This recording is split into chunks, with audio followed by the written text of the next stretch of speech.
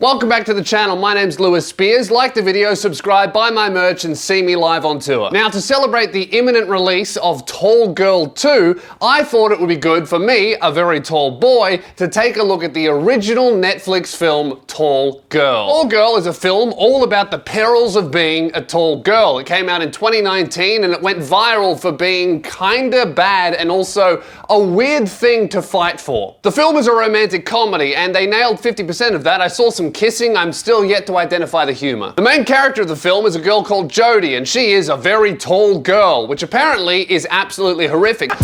You think your life is hard? I'm a high school junior wearing size 13 Nikes. Men's size 13 Nikes. Now, considering an entire film was made about this girl, you would think that, oh, well, how tall is she? Is she like 6'3"? Maybe she's 6'5". She looks like a giant. I mean, have a look at some of these scenes. This girl, in comparison to all of her classmates, is absolutely fucking massive. I was watching certain scenes in this film where they put her next to characters, and I'm like, dude, what a freak. Look at this giant woman. She's got to be like 6'8" or something. How strange. Well, I start every class off on a high note. And then I would remember that I am also 6'8", and I am the strange person in real life. Where's my film, Netflix? What are you doing Tall Girl 2 for? Why don't we do a gender swap thing? You guys like that? It worked for Addison Rae. Let's do a gender swap Tall Girl. I'll be the main character. I'm Australian. We can call it Tall. The opening scene of this film is incredibly confusing because you see Jodi sitting at a table that looks like it was made for children. Either she's 3 meters tall or this table was specifically made small to make her look massive. I was watching this scene going, dude, is that what I look like when I sit at a table? That sucks. And then across from the library, she's getting hit on by a guy, which is really confusing. Why are they talking to each other that far away? Like, move closer, guys. This is going to be incredibly disruptive to everyone else in the library. Hey, I know you're trying to fuck her, but I'm trying to study, so either move next to her or stop talking from across the room. But just when this gentleman is about to close the deal from across the room, alpha as fuck, Jodi stands up and we see how terrified he is to realize that she is a giant tall girl. Now, as a very tall man who has met people while sitting and then stood up, I have seen this expression from men many times where they go, holy shit. However, with women, for me, it's usually the opposite reaction. If I meet a woman sitting and then I go to stand, when they move their head up and it keeps going up and then they get neck pains, it's not fear I see, it's arousal. I swear, being tall is a bit of a cheat code that tricks people's brains into thinking you're more attractive than you actually are. If I meet someone when I'm sitting down and then I stand up, I can literally see the perception shift in real time. So ladies, the next time you see a tall boy you think is cute, hang around until he sits down. It's not the same, is it? Back to the film. Now, Tall Girl desperately tries to set in the first 10 minutes the idea in our minds that being a tall girl is the worst thing ever, when it just isn't that bad. Right off the bat, we see men are slightly intimidated by her. Fair enough. Strangers constantly ask her, well, how's the weather up there? do you play basketball? This happens to me every day. It's very annoying. The next time an old lady asks me if I play basketball, I'm gonna put her in a headlock until I hear a pop. But that's really where the problems end. I mean, it's not that bad being tall. In fact, it's kind of awesome. That is the truth. Male or female, it rocks. So the film starts trying to invent problems that don't exist in the real world. For example, her father hates the idea of having a tall daughter, so he goes to the doctor to prescribe her medicine to stunt her growth. For hormones, I read that diethylstilbestrol is very effective in stunting a child's growth. What are you going to a doctor for? If you really don't want your baby to grow, take it home from the hospital, start chain smoking and giving it CPR. That's how you do it. The father is also, for some reason, paranoid that her daughter will die young because apparently tall people live less. I know that you live with this constant fear that I'm just going to keep growing and growing until all of my vital organs explode. But really, if I was going to have any major health problems, I think I would have had them by now. I'm just making conversation. About tall people dying young? Yeah, well, I gotta say something. And that actually really reminded me of my friend Luke from the Luke and Lewis podcast, because he consistently reminds me that I'm gonna die young because I'm very tall. Luke has this fucking thing reminding me all the time that tall people die earlier. Do they? Well, is it yeah. an accident-prone thing, or is it like a actual health thing? I think it's because we just have more body to run, You can't so we spend more pump energy. blood around that big thing forever. No, you really can't. That's what she said. You know what else she said? R.I.P. Lewis. Look, bro, telling me for the first time was kind of funny. Telling me for the 7th time makes you seem impatient. Check out the podcast, by the way. It's bloody great. Now, it wouldn't be a romantic comedy by Netflix if there wasn't an insufferable side character that was obsessed with the main character, even though she would never, ever fuck him under normal circumstances. Enter Jack Dunkleman, an incredibly small, very short simp who is obsessed with Jodi. I don't have everything on your perfect boyfriend checklist, okay?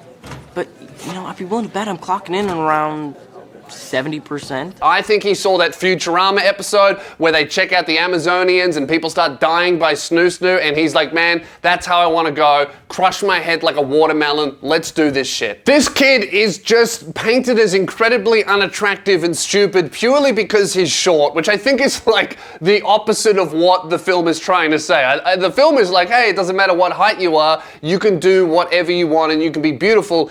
Unless you're a short man, in that case, you are fucked, you're a loser, and you can't ride a bike for some reason. That was a really weird thing about this film, is that for some reason this guy can't ride a bike well, and I don't know why they included that scene. He also carries around a wooden crate everywhere he goes, which will become very relevant later in the video. We'll get to it soon. Another strange thing about this movie is that it is set in New Orleans, but there are only 2 black people with speaking roles in this film. There's a black best friend. Usually the self-deprecation doesn't start until lunch. And then there's a guy who bullies Jodi, but then ends up being in love with her. She's like an independent woman with golden locks. And other than that, all of the background characters are mostly white. You hardly see black people in this film at all, despite it being based in New Orleans.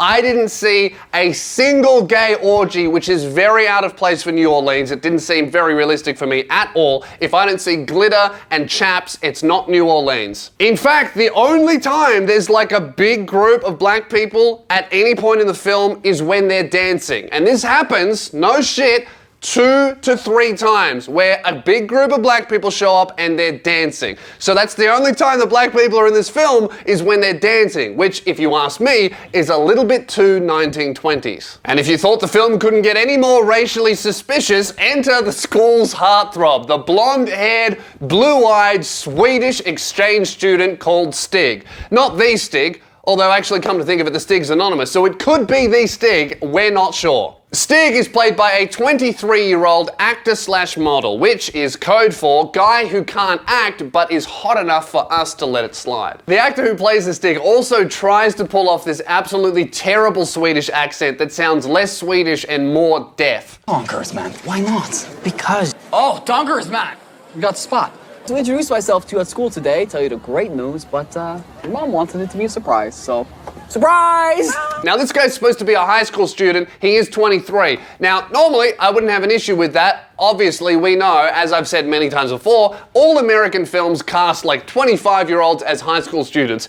However, the actor that plays Jodi at the time of filming is 17, and he is 23, and they kiss, and it seems a little bit weird. A 17-year-old being made to kiss a 23-year-old is kind of strange, but when you add in this foot shot at the end of the film, you start thinking, hang on, did Dan Schneider direct this? Basically, this Swedish guy comes in and just starts cleaning up in the high school. All the girls want him, everyone's obsessed with him, he ends up with the pretty girl, but Jodi is left there going, man, the only dude in the entire school who is taller than me doesn't want me. This sucks. Now, the film is called Tall Girl, right? So you might be thinking she's got to be at least 6'3", probably more like 6'5". That's a strange height for a woman to be, or a human to be. That's like very tall. I'm 6'8". I know that I don't fit. I am a freak show, right? That's a weird height. But you look at the film and it turns out she's only 6'1". But then they're including shots like this where she just like doesn't seem to fit in the set.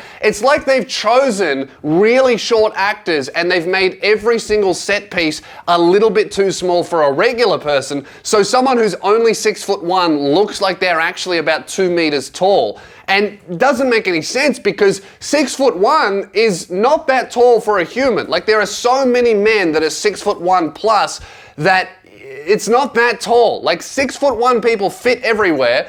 Unless for some reason you're a 6'1" girl, you look like a giant. It doesn't make sense. There are so many shots that play with perspective that make this bitch look like she's my height. It's honestly kind of insulting. Skipping forward a little bit, Jodi is being bullied relentlessly by the entire school for her height, to the point where she starts hanging out in the women's bathroom to get away from everyone, and she just doesn't fit. And if you're curious, yes, this is exactly what I look like when I use the women's bathroom. I don't fit, people are bashing on the door, telling me to get out. It's exactly what it looks like when I do it. Look, bitch, I like having lunch in the women's bathroom. Leave me alone. I am not leaving. This is my home. But in comes Jodi's best friend, generic sassy black girl number 37, to save the day. But eventually Jodi comes out of her shell and she starts relentlessly hitting on the Stig, even though he's in a committed relationship and has a relentlessly busy shooting schedule with the terrible remake of Top Gear. They play piano together and she becomes incredibly self-conscious of her giant hands, which didn't make me feel very good, to be honest. And then we cut to what is always my favorite type of shot in any film, where they swap the character's hands out for someone who can actually do the thing that the actor can't do in real life. And then the movie just kind of ends how you would expect it to end. It's exactly the same as every other Netflix rom-com. They have prom, and then the person wins prom queen, but the tall girl does like a sappy speech that is just about her standing up and embracing how tall she is. It's like, the type of speech she's making is something that I would expect to come from Martin Luther King, but she just doesn't have a real problem. You know, she's standing up there like she's fighting for civil rights and people everywhere who need her help. But you just watch it and you go, all right, bitch, you're just tall. It's like it's not a problem. It's honestly quite cool. What are you complaining about? And then, of course, the Stig guy turns out to be a bad guy who's not the right person for the main character, and then she ends up settling for the simp who's been following her around, biting at her ankles the entire film. And that's when we finally find out what the guy's crate is for. He has been carrying it in every single scene. It is referenced every single time he's on screen. He has it everywhere. This crate is so important to him, and we finally find out that the crate is used as a stepladder to kiss Jodi, which is presented as romantic, but to be honest, comes across as creepy and stalkerish as fuck. Imagine if I just carried around condoms and handcuffs every time I was going to be around a girl I thought was hot, just in case she would find me attractive and was also into bondage. That is weird. That's stalker behavior. It's not romance, ladies. So far, the movie is strange and boring and weird, other than this one scene that I love, where a tall club comes over to a house and they start singing the tall national anthem. It made me feel super patriotic. I want to join the club. As soon as I hear that song come on, I just want to stand to attention. But I don't really fit in the fucking frame, do I? So that's the original Tall Girl film recapped. I'm looking forward to Tall Girl 2. When that comes out, I'll do a day one review on this channel. So subscribe, like this video if you enjoyed it. And hey, we've got the green screen now. Let us know how you're liking it. We're on a roll now. We're pumping out 2-3 videos every single week. So stick around, man. The channel's growing. I really appreciate it. And check out my TikTok. I'm posting daily stand-up clips like this one.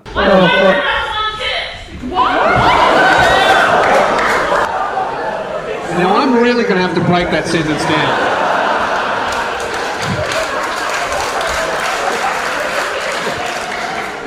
Did I just hear you say, my boyfriend has one tit? Just one. What happened to the other one? Hey, mate.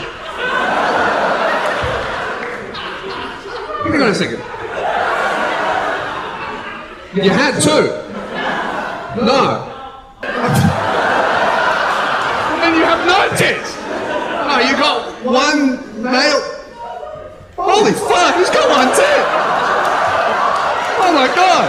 Get the camera on that shit. The man's got one tit.